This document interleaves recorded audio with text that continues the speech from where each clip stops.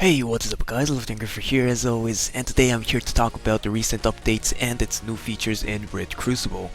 Now, I was away from my room for about 5 or 6 days, took the night bus to meet my parents and animals, came straight back using the super crowded bullet train, so I apologize for my absence and lack of uploads.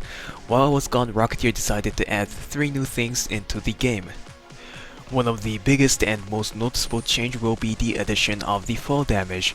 To those of you who don't really know what this does, it gives you a penalty when falling off certain distance.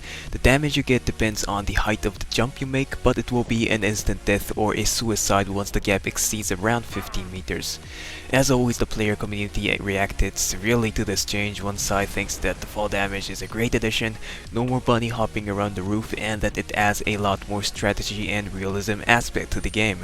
On the other hand, there are people disliking this new feature since of course there will be no more jumping off Red Dawn roof to avoid airstrike, no more flanking enemies at the entrance of Sandstorm Castle, which was always a joy to do. My opinion, well, it doesn't really matter. Looking at the developers' response to these complaints, it's clear that the fall damage is here to stay for a while in game. At the end, it's just another one thing to keep in mind while playing. It won't be that hard to deal with it, you'll eventually get used to the change.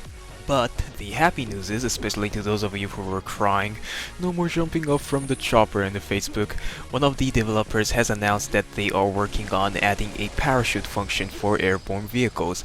Along with that, they also said that they will be giving players an ability to heal over time.